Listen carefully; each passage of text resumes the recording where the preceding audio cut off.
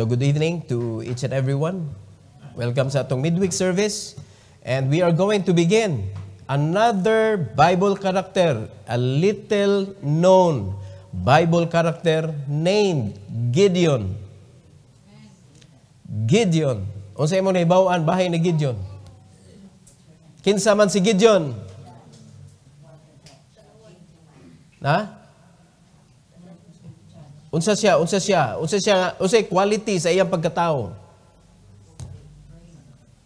No, daghang kitag nahibaw ang mga naay idea, naay koy nadunggan ingon nga pobre. No, talawan.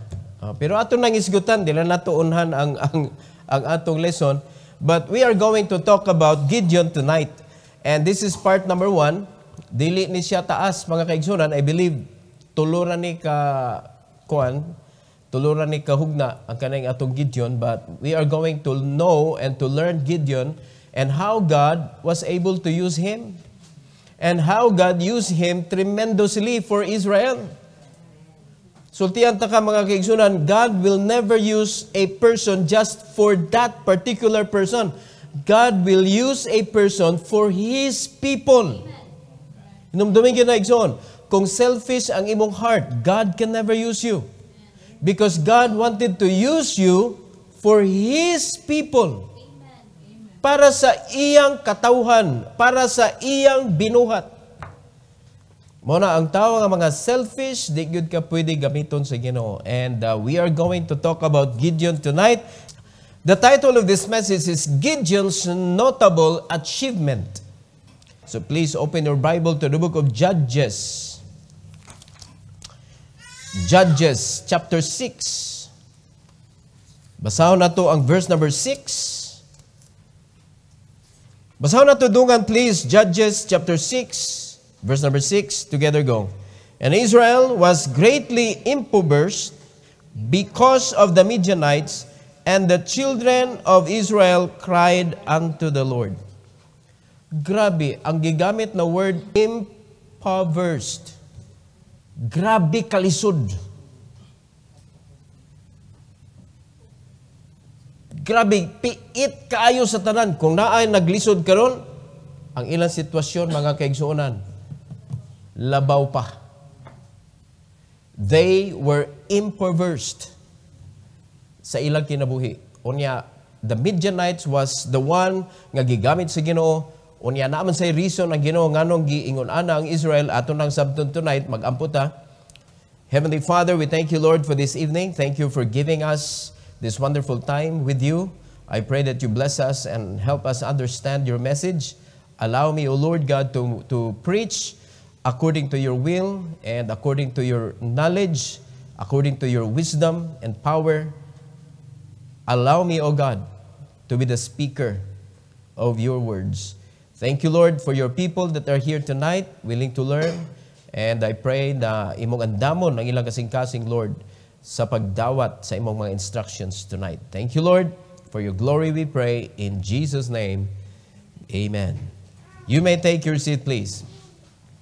Gideon's notable achievement. So, siya'y naabot sa iyang kinabuhi, mga kaigsunan, and it was a notable one. Talagsaon, angay i-record, angay i-take note, angay hinumduman, angay nga gamiton nga encouragement sa atong kinabuhi because of who Gideon was and what kind of achievement na abot ni Gideon, mga kaigsunan. Kung imo nang i-match ba his achievement and Gideon, di matakdo.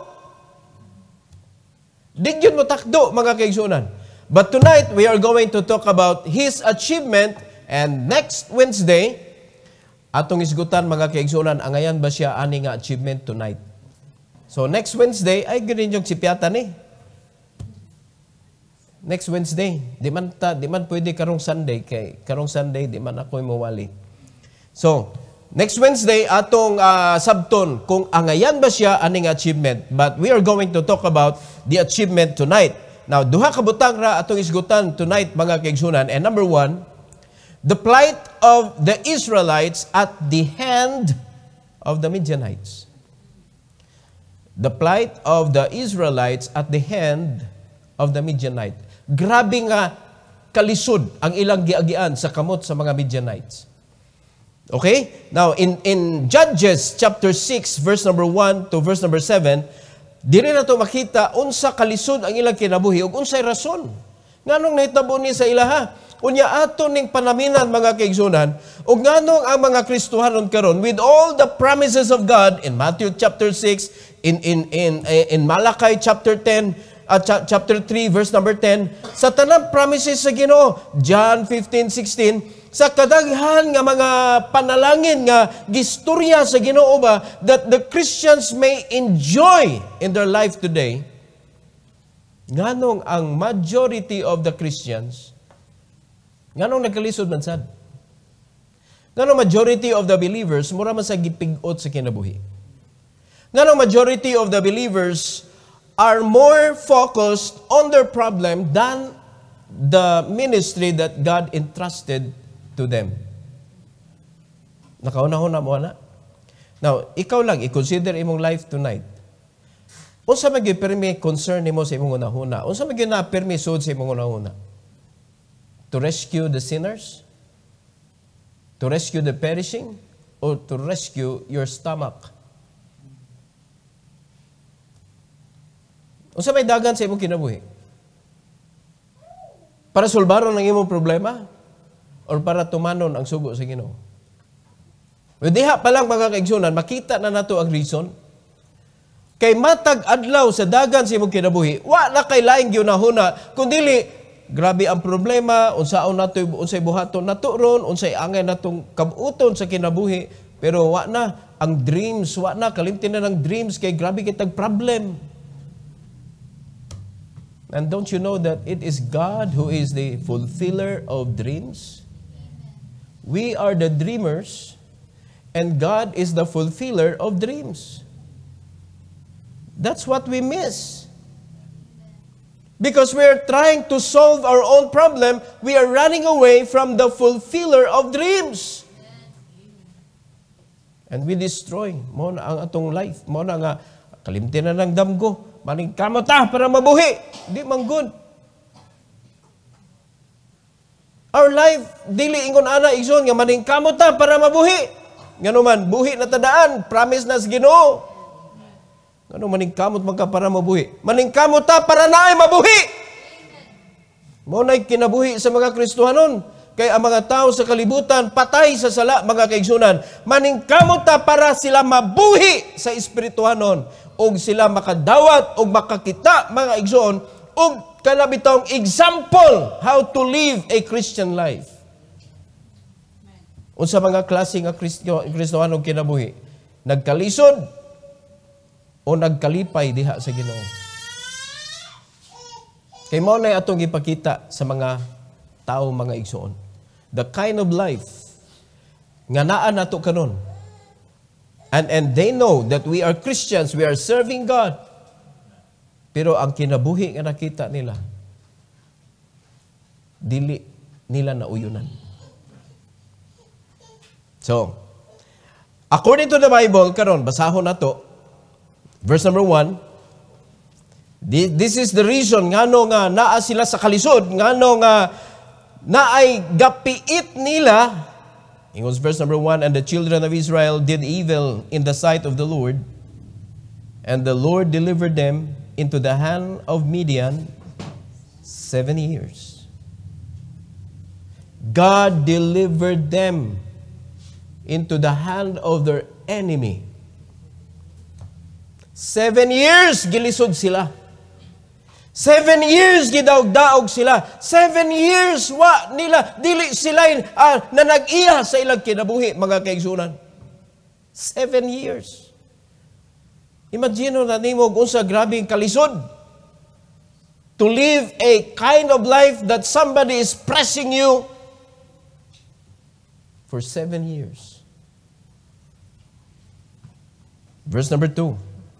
And the hand of Midian prevailed against Israel, and because of the Midianites, the children of Israel made them the dens which are in the mountains, and caves and strongholds.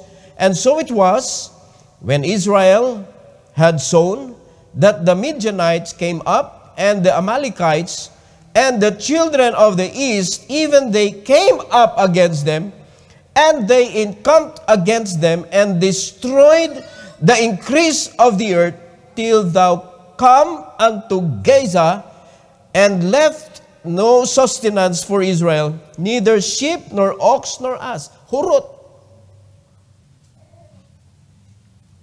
So, how could you enjoy your life having no food? Gamay kaayo, ambot lang, unsa klase kinabuhi, mga igsoon, dili nimo makumpleto, pamahaw, paniudto, panihapon. Tingalin ay adlaw, nga wag yun sila kaon.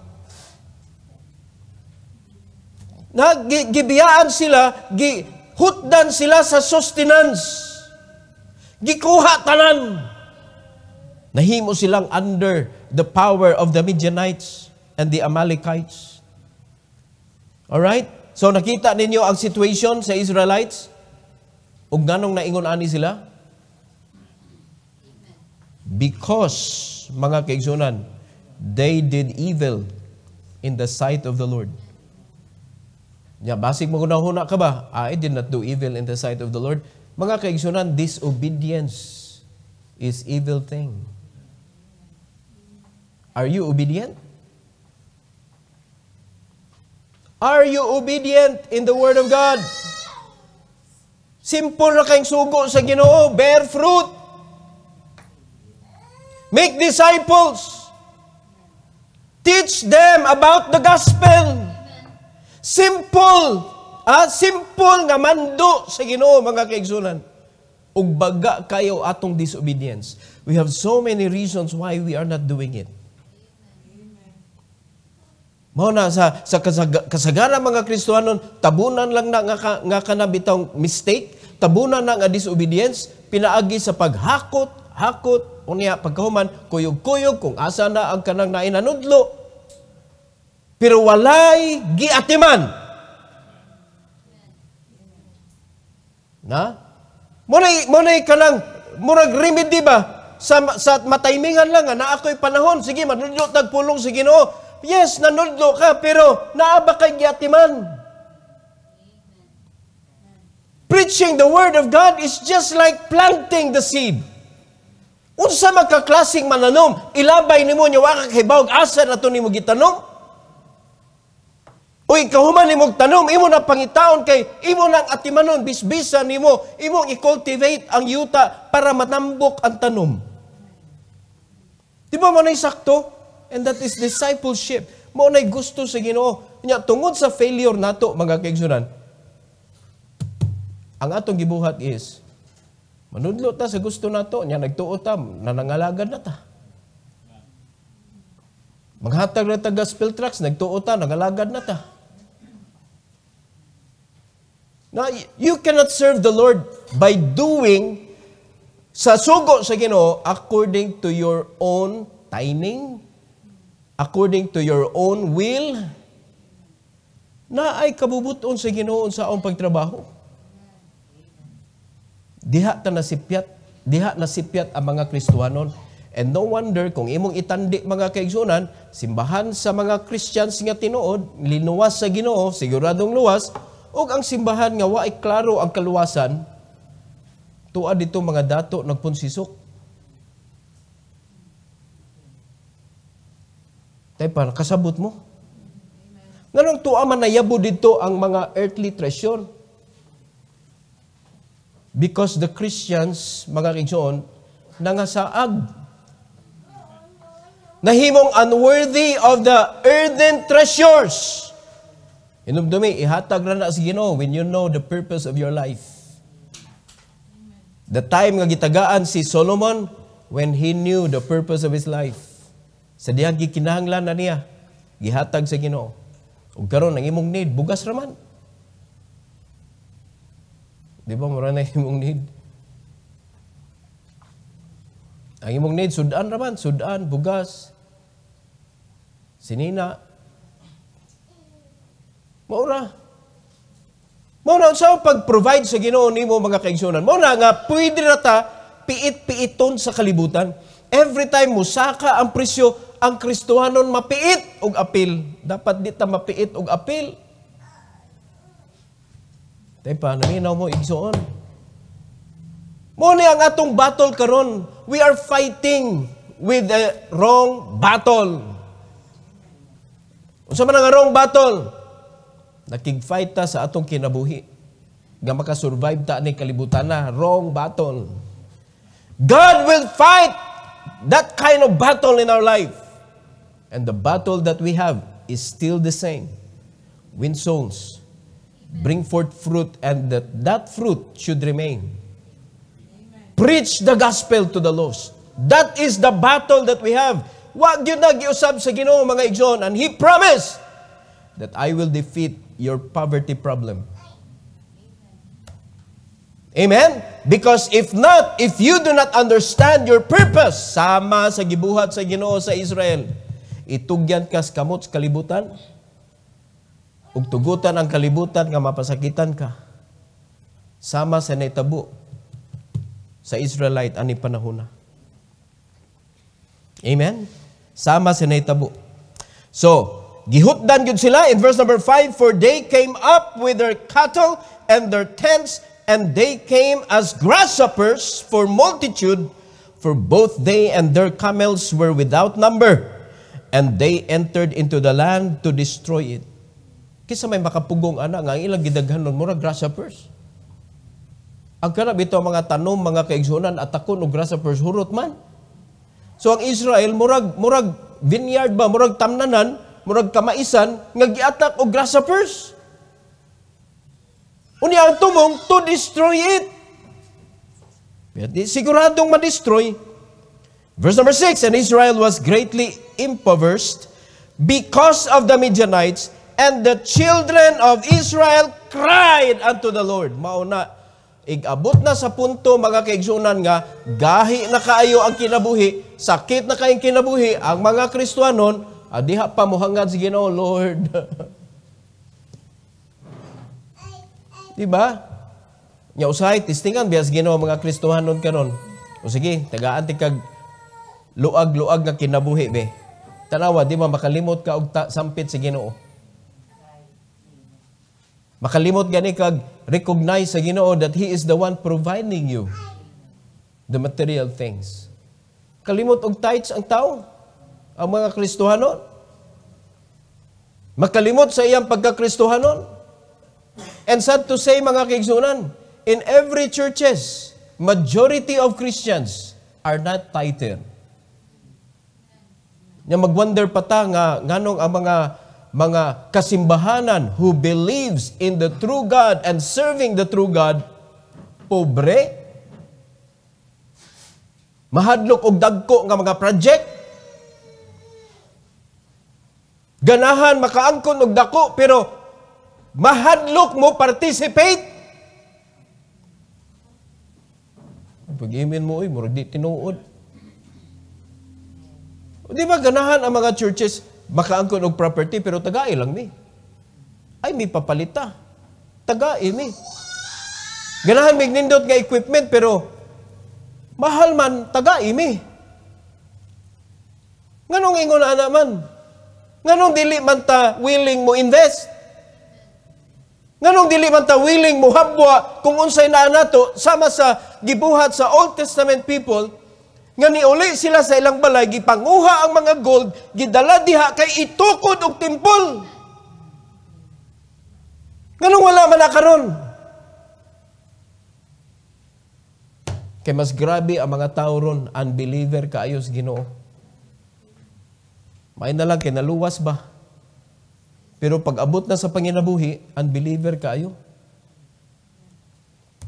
Lalison og unsay kana murabag kanang ug makuhaan ang ilang bulsa, lalison ang Bible. Tanan nga mga bersikulo nga murag makuhaan ang ilang panahon, makuhaan ang ilang earthly treasure, lalison ang Bible. Apil detaan ng tithes, apil detaan ng offering, apil detaan ng kuan nga kita ra magipabuot sa Ginoo. Okay, kung kana imo baruganan, kung ikay gipabuot sa Ginoo, giunsa man nimo pag express ang imuhang gratitude sa Ginoo. O di ba? Di ba wala? Kita ramang ko'y gipabuot, di na mao igsoon. Kung mao na'y baruganan sa Kristohanon, kana di na magyatagon. Unya, kung imong basihan ba, Pilipino na lang ato isgutan, kay Pilipino man ta. Diri sa Pilipinas, tanang tapulan, mo'y pinakareklamador. Tanan nga way giambag, mo'y hilig kay rally reklamo sa gobyerno. Pero way gibuhat. Diba nakasabot mo? Tanan nga mga way giambag sa nasod, maoy number 1 nga bagot-butan sa gobyerno. Uy, adto na to sa simbahan. Di ba the same? Ang kusog magkuminto, ang walay kasing-kasing nga mo sakripisyo. Kaya ang mga tao nga nagsakripisyo, di nakareklamo kaya nag-enjoy naman. Tagaan magresibo dayon sa Ginoo.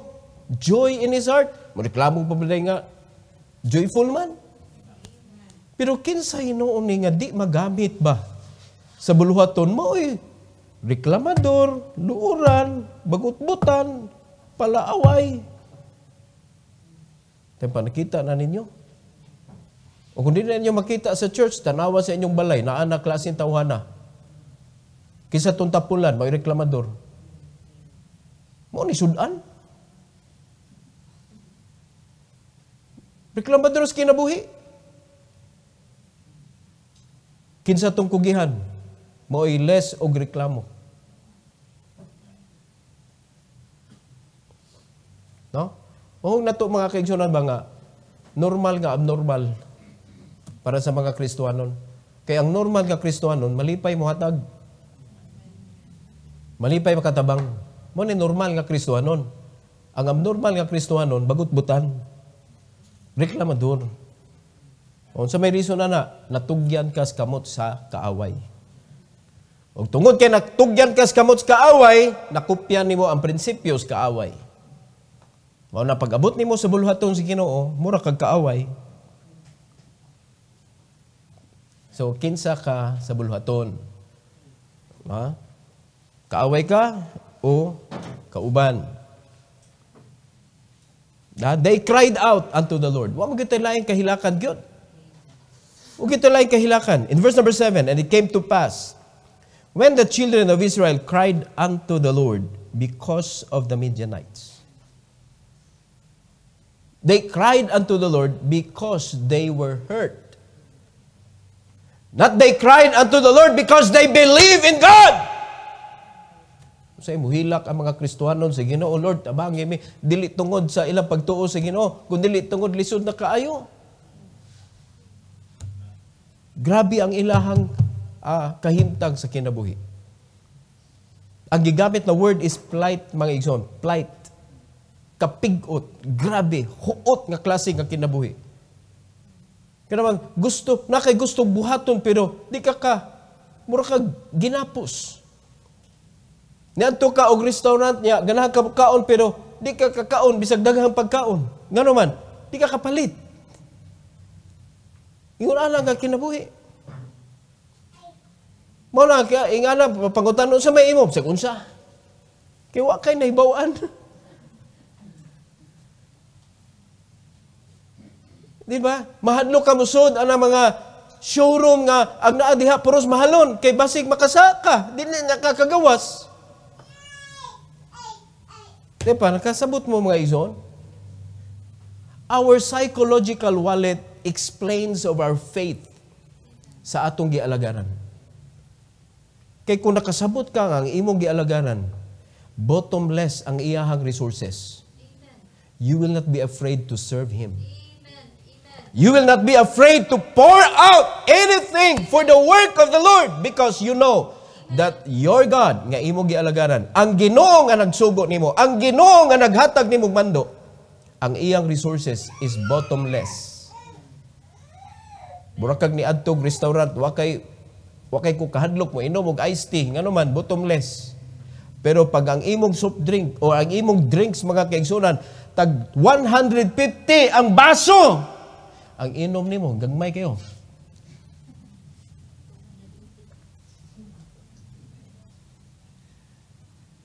Kamatay mo sa kalainan?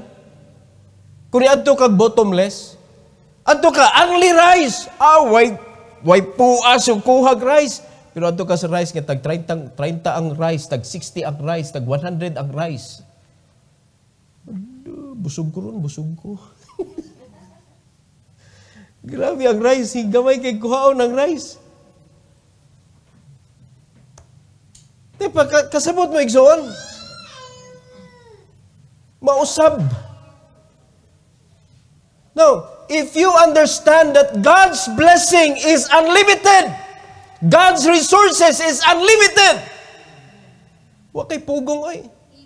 Pero nga murag pugong kita sa pagpangalagad. Kanyahira natugyan tas kamot siyawa mga igsoon. No? Kanyahira mga Kristohano ba natugyan sa kamot sayawa ni samot og kalisod.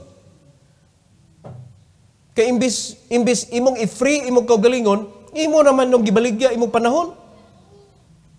And that's normal for the believers. For me, it's abnormal. Normal ba din ang nanay nang nag-iyan imo nga giluwas na magkas Ginoo? Unya imong gihimo nga naanay na nag-iya sa imong panahon nga di ka kapangalagad pag paid ka niya. Sabtan na Kristohanon oy. You're under the Midianites. So sabutan na, midya-midya ra imong kinabuhi kay lain na nag-iya nimo. You cannot have the whole of you. Midya-midya, di ba? Under kas Midianites. Midya-midya ka sa imong oras, kay muduty pa ka unya. Midya-midya ka sa imong kwarta, kay ang sweldo dugay pa. Pag midya-midya. Kaya pa Kristohan, ay mo pagkumidya diha. God wanted you to have your whole life. And in order to have our whole life is to give our whole life to the Lord. Ayog, bahini ang kalibutan, igsoon. Nakakilik, kinabuhi nila, nakita na to. The plight of the Israelites at the hand of the Midianites. And their very reason, gahi sila go. They did evil in the sight of the Lord. So if we are going to do that also, parehara Ginoohan, nagsilot nila mga igsoon. It's the same God that we are serving tonight. Pag makita si Ginoo ang imo kasing-kasing, gahi kay kasing-kasing. Di ka matinumanon, disobedient ka. And that is why matugyan ka sa Ginoo ngadtos kamot sa yawa. So ang pamaagis kalibutan is the same thing that you do.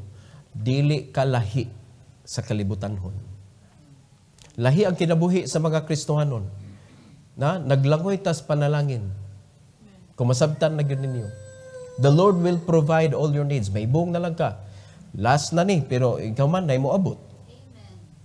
Sa panahon sa panginahanglan na mo abot. Makita nimo ang kalisod pero di nimo ma-feel. Kay naay mo abot. Makaatubang kag problema, wa man i-promise ang Ginoo nga pagmutuman kaniya, wa na kay problema. No, nahagyapon, pero di nimo ma-feel ang problem, makita nimo. Pero dili maka-penetrate nimo. Mao nang imong utok kuan gyapon, naka-focus gyapon sa pagpangalagad. Alright? Nasabtan ninyo sa situation sa Israelites anay panahon na, sa panahon ni Gideon, natugyan sila sa kamot sa kaaway. Number two, kanin, indot na ni. Muna ni ang atong matawag nga notable achievement of Gideon. The punishment of the Midianites in the hand of the God of the Israelites. Ang Ginoo ra po'y ni-punish sa Midianites. Unya makatawa ka giunsa si Ginoo mga kaigsuonan. In a very simple way, na simple kung tan-aw nimo, grabihag simple ra sa pagpildi sa mga tao nga ang ginaghanon mura grasya purse. Sayo na ra pagpildi oy. But kung imo sabton mga kaigsuonan, it is very hard for the Israelites to do it. Kay ba mo unsay gipangayo sa Ginoo? Gibalik ang obedience. Obedience, mga kaigsuonan. Gi-claim o balik sa Ginoo, if you can just obey me. Kung maka-obey lang ka nako, ipakita nako nimo. Unsaon nako pagpildi inyong kaaway. Mao na yung problema, ako'y bahala ana. Tanawa chapter 7, mga igsoon. Chapter 7. Unya na ta mo adto sa details. Next Wednesday. Inig-ilan na to kung kinsa ni Gideon. Chapter 7 verse 12 to 25. The Bible says, and the Midianites and the Amalekites and all the children of the east lay along in the valley like grasshoppers for multitude, and their camels were without number as the sand by the seaside for multitude. Grabe no, pretty na gidaghanan nila. Unya kasagaran ani mga sinequester nila sa Israelites. Muna ni samot sila kadaghan ang ilahang tresyon ni samot kadaghan. 13. And when Gideon was come, behold, there was a man that told a dream unto his fellow, and said, Behold, I dream a dream, and lo, a cake of barley bread tumbled into the host of Midian, and came unto a tent, and smote it, that it fell, and overturned it, that the tent lay alone. O siya nadamguhan? Barley, a cake of barley. Unsa may significant anang cake of barley? Makakita ba ka diha og courage? Kung yung kag cake, mga kaigsunan, soft, cannot hurt. Pero makikigamit nga ni overturn sa Midianites. Na? The bread, a cake of barley bread tumbled into the host of Midian, and came unto a tent, and smote it, that it fell, and overturned it, that the tent lay along. 14. And his fellow answered and said, This is nothing else save the sword of Gideon, the son of Joash, a man of Israel, for into his hand hath God delivered Midian and all the host. Moto'y hubad sa damgo. Wa nailain ang pasabot ara, the sword of Gideon. Unya kanira ba? Kani, before mga kaigsuunan, sa chapter 6, makita nimo nga kani nga damguha, nahitabo ni nga nakigstorya ang Ginoo kang Gideon. Mabalikan na nato sa sunod nato nga message. Pero diri mga kaigsunan gipaagi og damgo. Pagkadungog ni Gideon mga kaigsunan.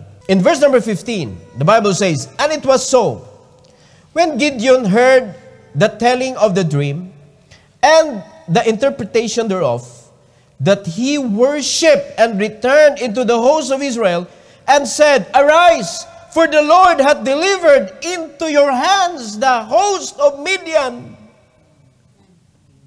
Nahog siya nga, go signal ba ang dream? Iyang giadto ang mga tao. Sige na. Unya ka ang mga tao ra ba kay 300 na lang ang nabilin? No, may isgutan na nato sa sunod nganong na 300 na lang. Og diin gikan ang numero nganong 300 na lang ni sila. So, in verse number 16, and he divided the 300 men into 3 companies, and he put a trumpet in every man's hand, with empty pitchers and lamps within the pitchers.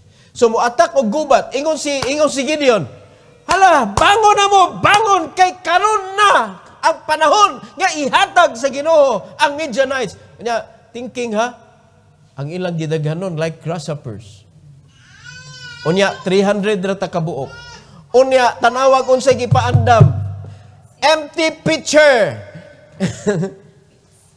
And suga lamp inside the empty pitcher. Unsa man ni gubat ni? Manakop tagbaki.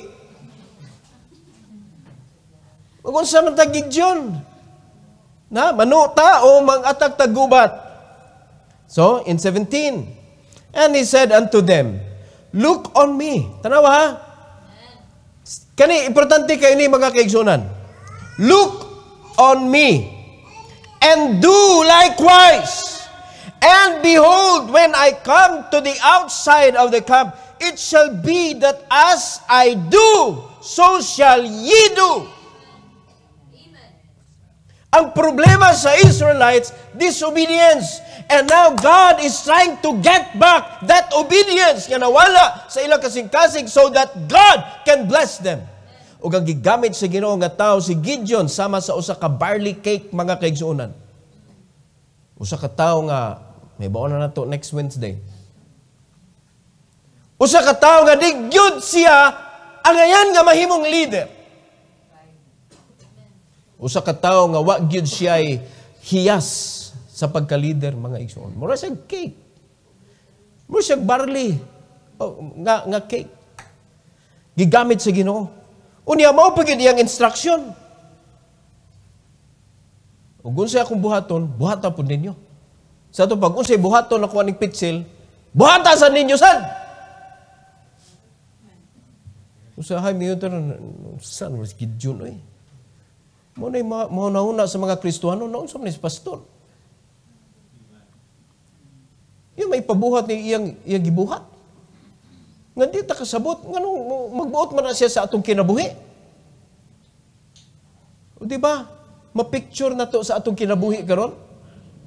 Nga naka-question mo ngano lahi man ta sa uban nga kuan nga kanang nawa mata sa trend sa simbahan. Sinawa sa trend, tanawas Bible, nawa mata sa trend.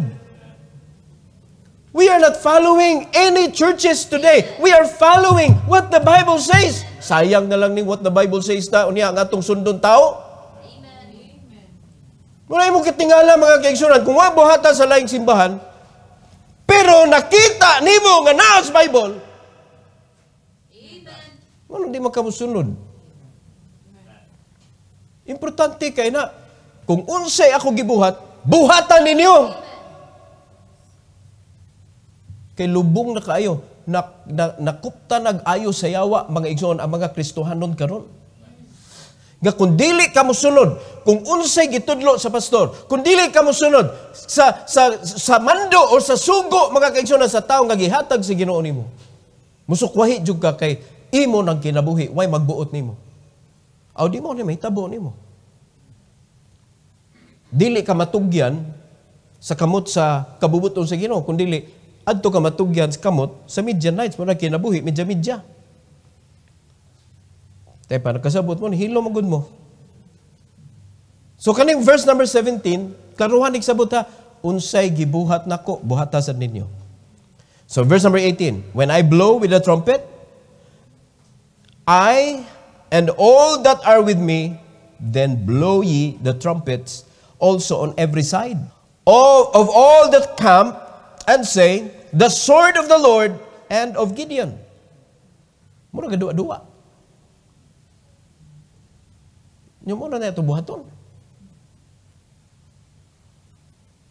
So, verse number 19, Gideon and the 100 men that were with him came unto the outside of the camp in the beginning of the middle watch, and they had but newly set the watch, and they blew the trumpets, and brake the pitchers that were in their hands, and the 3 companies blew the trumpet, and brake the pitchers, and held the lamps in their left hands, and the trumpet in their right hand, to blow withal, and they cried, the sword of the Lord and of Gideon. Unya, mayon din sila niya, daog na tani. Ang importante, gibuhat nila. Gido nila. Bisan tuod nga, lisod sabton ba? Di ba ka ang introduction ni Gideon, karon na ihatag sa Ginoo ang Midianites, karon na niya ipapildi. Nya moro to ilang gibuhat. Meron sila magsaba-saba, tani, 100 rabi ata, 100 po dito. Di ka taan ni mapuo, taan ni nga perting gamayaran nato niya magsaba-saba pa taan ng trumpet. Magbuak-buak pa tagpitcher, katawan taan eh. Yang ato na lang gidaan eh, trumpet og suga. Pero, tanaw na to. 21. And they stood every man in his place, round about the camp, and all the host ran and cried and fled. Nangahadlok ang kaaway. Dapat yun. And the 300 blew the trumpets, and the Lord set, tanawa, paminaw mo, and the Lord set every man's sword against his fellow. Unsay gibuhat sa mga kaaway? Nagtinigbasay sila. Taliar hurot ang kaaway. Unsay gibuhat sa mga Israelites? Nagtrumpet ra. Nagbuwak ng pitsin. Pasiga sa suga. Amen. Simpula roy. Usay ganahan kay mga Kristohanon. Ganahan ko ani kay kanang challenging ba? Lisod. Simple na kayo. Go and preach the gospel. Go and preach the gospel. Nanong lisod-lisoron magid nimo. Bring the light. Amen. Break your picture. Puno kay ka sa imong will. Break it. Amen. Nga ipakita ang kahayag mga kaigsunan. Pasabot na buak na imong will. Gibuak na nimo imong self, and then the light imong dadon ipakita nimo ang kahayag mga kaigsunan. And blew the trumpet that is preaching. Amen. Simple. Amen. Ug ang mga kaaway managan na sila. Mag-unay na sila. Dili ikaw lalison na. Amen? Kadaugan mga igsoon. Even throughout all the host, and the host fled to Bethshita in Zerirat, and to the border of Abel-Meholah, and to Tabath. So, hurot yun, perting daga nila. And the men of Israel gathered themselves together out of Naphtali and out of Asher and out of all Manasseh and pursued after the Midianites. Imagino nimo, ang gidaganon sama sa grasshoppers, gigukod og 300 kabuok. Come on, pag-una-una kung mo unsa nas Ginoo. Usay kita sige gukod mga kaigsunan, si gukod sa sig sulbad sa atong kung problema niya. Sa sige na itong sulbad sa problema, mahadlukon kita kay ang mga giant, mga kontra nato sa itong kinabuhi karon, sig gukod nato. Bali. Kita'y gukod sa atong kaaway. Are you listening? Kita'y sig paningil, dili kita'y sig panilngon. Kano mga Kristohanon mo may gisigihan o pangita? Asa naman ni si Kuan? Asa naman ni si Kuan?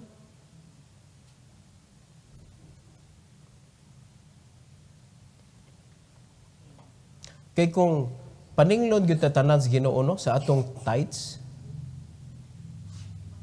di ta kabayad.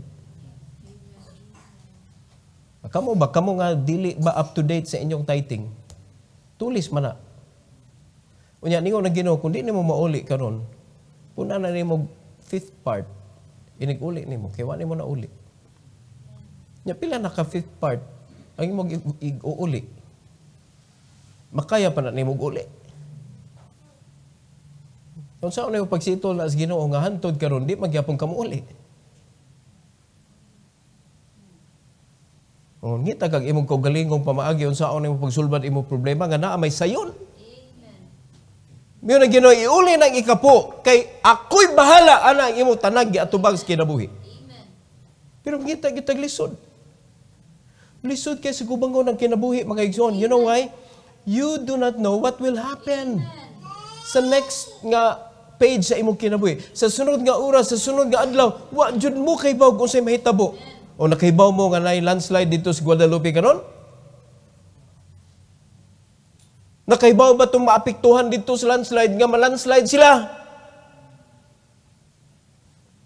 Alas 5:20 ganina naglandslide sa Guadalupe doon sa simbahan. Daghan biya na tao diha. Murag way bukid diha nga bakante. Kalunasan dapit. Kay ba mo unsay may tabo sunod? Kaya ba mo nga, posible na mag-landslide ang Lapu-Lapu? Nag-landslide ba pag eleksyon? Kaya ba mo kung sa'yo may tabo sa inyong kinabuhi? Wala. But if you are going to put your life into the hand of the Lord, mga kaigsunan, one thing that you will be sure that you will know, you are secured. Whatever happens in our surroundings, you are secured. Because God promised, mga igsoon, that He will rebuke the devourer of your land. Mauna ang atong kinabuhi, mga Kristohanon. Secured kayo ta, pero gipili na to, nga kitay mo secure sa atong kinabuhi, not knowing nga di na to kaya. Muna bukaan na ng pitsil. No? Kanang pitsil, nag-symbolize na sa imong kaugalingon. Bukaan na! Sige na nung kagdada sa imong pitsil, mangita kag asa isud nimo, asa ta mangitag tubig. Bukaan na! Concern kay ka sa imong pitsil na wa na isud. Buka, mo na imong will. Buka na. That is the symbol of your will. O lalima ka, gunit kay pitsil, gunit kay sugab, gunit kay trumpet. Lisura. Di ba lisod? O kuwaig pitsil, di ba? Trumpet na lagsuga. Di, sayon. Tendensiya na, isod ang suga sa pitsil. O, di makita ang hayag. Pero pagbuak sa pitsil, mga kaigsunan, tuwa ng hayag. Amen. Amen. Muna mga Kristohanon, di makita atong kahayag, kay nasud sa atong will. Amen. Dili makita ang God's will, kay naa sa atong will. Bukaan ang imong will, mga kaigsunan, and let God's will be revealed. Amen. Sa atong kinabuhi. Simple kaayo, pero atong gilisod-lisod. Amen? Aka na atong kaaway, mura na magpinatyanay diha. And we will come out clean and blessed. Sila mo'y maukay. Sila mo'y magsige naggukod na to. Magandoy nga makauban ta. Nya kita na po'y mo desider kung ato bang tugutan o di. Muna may tapos itong kinabuhi. Kay makita nila that the blessing of the Lord di mapildi. Oh. But the problem of the people of God, mga kaigsunan, even until today, we cannot follow the man of God that God gave you to follow. Sakit man na paminahon, pero tinuod mga igsoon. And Gideon, verse number 24 ta, and Gideon sent messengers throughout all Mount Ephraim, saying, come down against the Midianites, and take before them the waters unto Betbara and Jordan. Then all the men of Ephraim gathered themselves together and took the waters unto Betbara and Jordan. Nahimo na nila. Which was before nawala sa ila. Pero na-claim na nilang balik, nakuha nilang balik, in spite unsa kadaghan ang Midianites, pero nakuha nilang balik because it was God who fought for them. Amen. Ang Ginoo may nakigbatok nila. Pasalamat na tanga, niabot sa point mga kaigsunan, nga na-lead ni Gideon to obedience ang mga tao. Klaro mo gito nga obedience, kay kinsa man si Gideon God, di man na siya promising nga tao.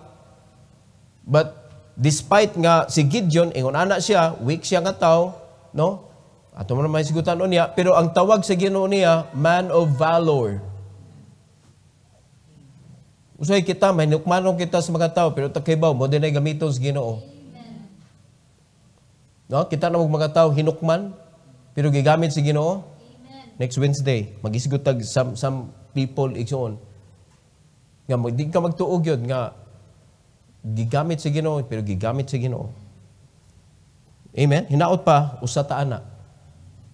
Hinukman, pero karon kahimanan sa pagwali sa kaluwasan. Pagkaninduta. 25. And they took two princes of the Midianites, Oreb and Zeb, and they slew Oreb upon the rock, Oreb, and Zeb They slew at the winepress of Zeb. Giunay ra ba? Bantay mo sa ilang popularity. Asa gipatay si Oreb? Upon the rock Oreb. Wala bang ilhanan ba nga sa ilang greatness? Dito sila gipatay.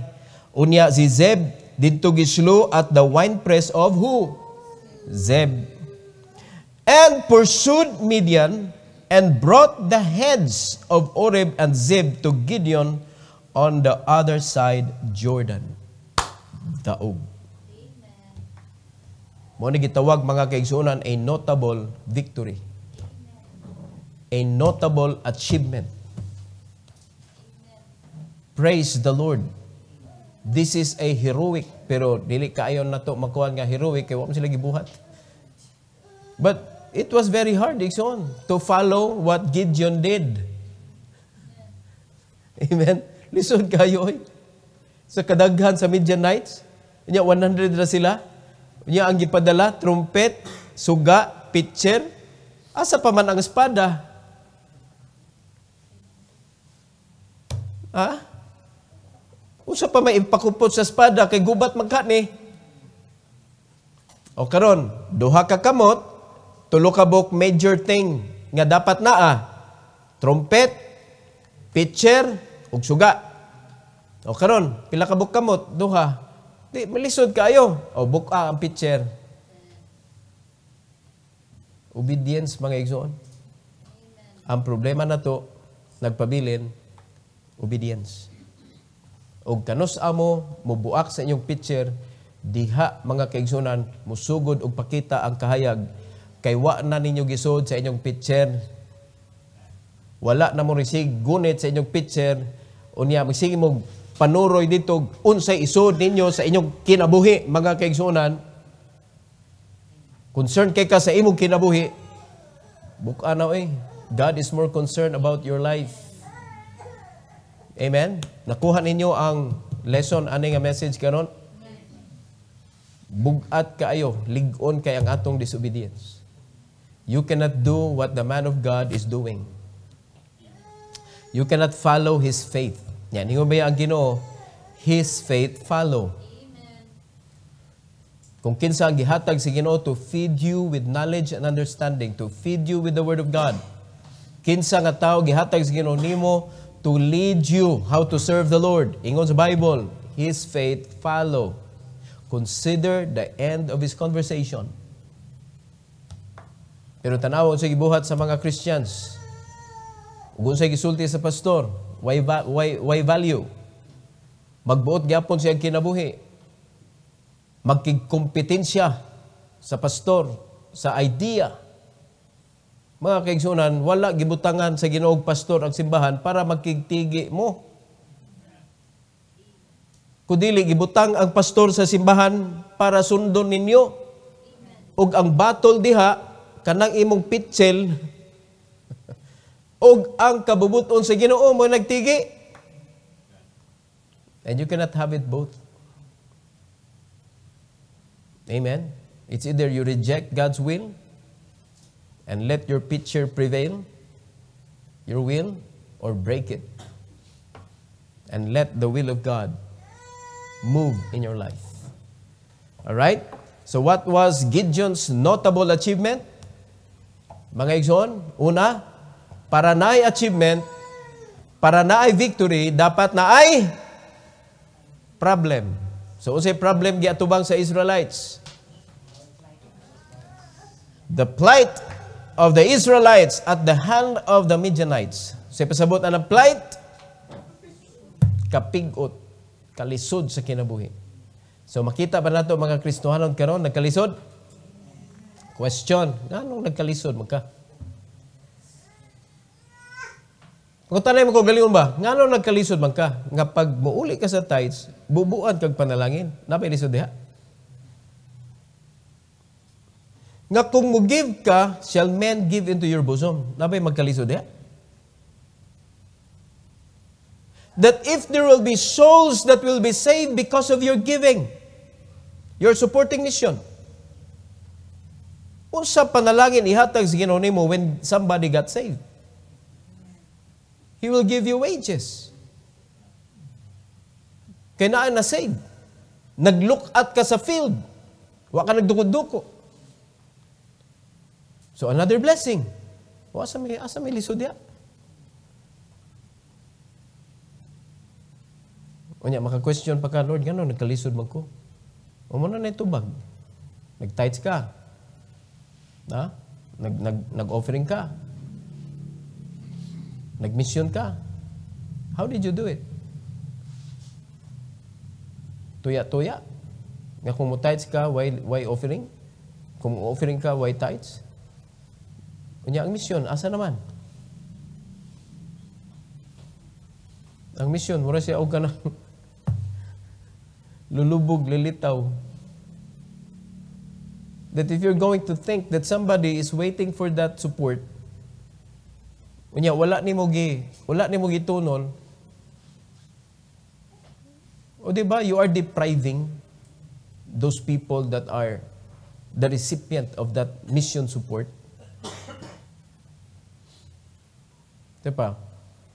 Kana, kung nakasabot ka sa purpose sa imong pagkakristohano. And the reason why you cannot accomplish these kaning three major giving that we have, napamatay yearly. No? Kaning three major, kaning kanunay natong buhaton every time na i-service. Kung di ka kasabot sa imong existence, maglisod ka ning tulo. Kung dili nimo mabuhat ang tulo, you are disobeying God's kana perfect will regarding your treasure. So sa may tabo, imbes ihatag sa Ginoo nimo ang panalangin, ihatag usa niya dito sa unbeliever. Una ni musig pangita. Ngita ka adto ka unbeliever, mangita og trabaho, suldiho ko sir, ito na niya ang para imo unta. Unsa may kanindot ko ang buo ihatag sa Ginoo nimo. And God will give you wisdom what to do. So, likayin ang flight, mga igsoon. Mas may pa mag-flight. Flight where? Flight to our victory. No? Rather than flight. Alright? Number 2. The punishment of the Midianites in the hand of the God of the Israelites. It was God who fought for them. Ang ilang yung part, sa ilang part? One word. Obedience. Obedience.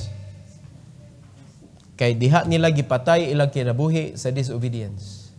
Dapat diha sa nimo buhi o balik sa obedience. No? My brothers and sisters, if you continue to question God of His will, you will continue to question your life. Ngano ingon ana imong kinabuhi? Bisag unsaon na mugsinggit og malipayon ang Kristohanon.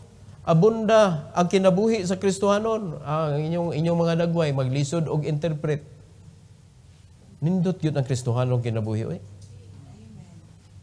We are protected in every side sa atong kinabuhi. Health, wealth, and our time for God will be secured by God. Para sa iya. Para sa iya. So I hope na nahimo ning panalangin ang mensahe about Gideon tonight. Every head bow, every eye closed. Heavenly Father, we thank you, Lord, for this evening. Thank you for giving us this lesson about Gideon. I pray that you allow us, O God, to worship you with a pure heart. Lord, we know that the devil is trying his best to stop us from worshiping you and from obeying your voice. Lord, mo na'y usa sa pinaka-grabe gyud nga problema sa imong mga anak, disobedience. So please, Lord, help your children to break their pictures so that the light will be seen of men and so that we could serve you properly. Kaya ang amo na lang dadon sa among kinabuhi, mao ang suga ug ang trumpeta. And you will do the fighting. You will win the battle for us. Thank you so much, O Lord. And please bless this invitation tonight, that your people will give their life to you once again, to ask forgiveness, and to pray to you, O God, for help para mabuhat yun na mo, Lord, ang pagsunod sa imong kabubuton. Thank you, Lord, for this invitation. Please prepare the altar for them as they come. For your glory, we pray in Jesus' name. Amen. Amen. Gusto ka mo respond?